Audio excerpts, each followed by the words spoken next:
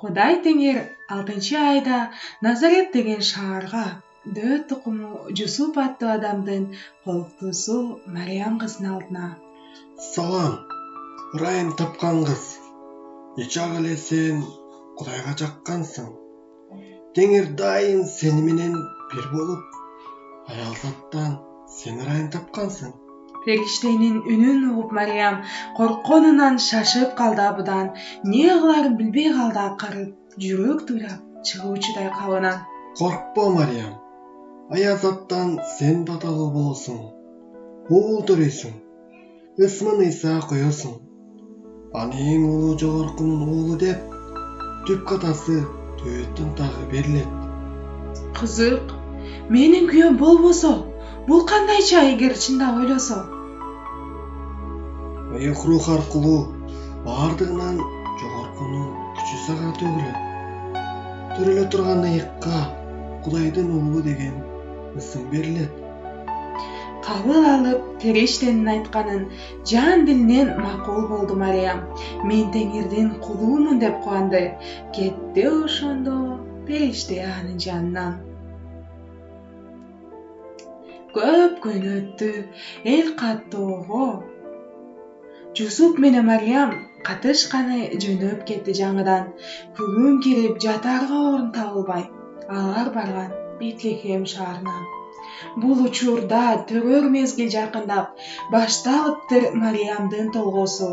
Мал сарайдан жатаарга орун табылып, теңир ага өзү болду колдоочу.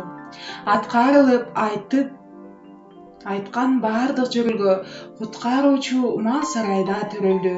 Улуулукта, сулуулукта жок болуп, ал наристе мал акырда бөлөндү. Куугасыз жаткан тынч түндө канчалар сезбей калышты.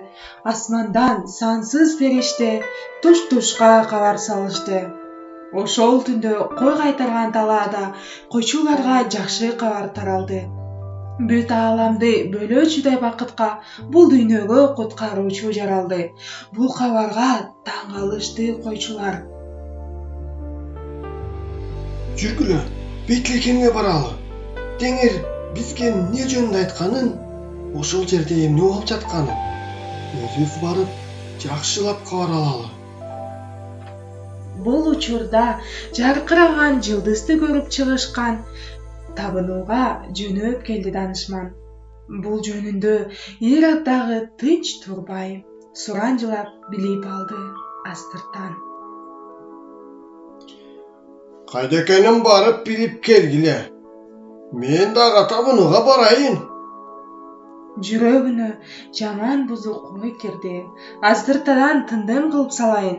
Данышмандар жылдызды ээрчип жол басып, акырында наристеге келишти.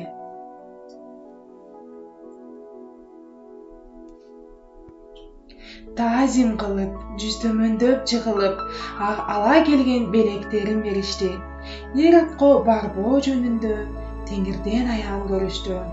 Башка жол менен өздөрү жашаган өлкөгө жөнөп кетишти.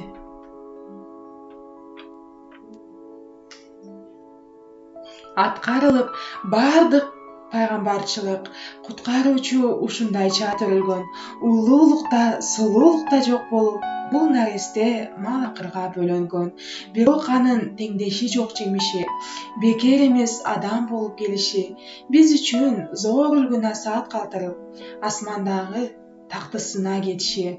Чын эле анын теңдеши жок жемиши, адамзаттан күнөөлөрүн кечиши, Голгофада өлүп кайра тирилип, тозок оттун дарбазасын жеңиши.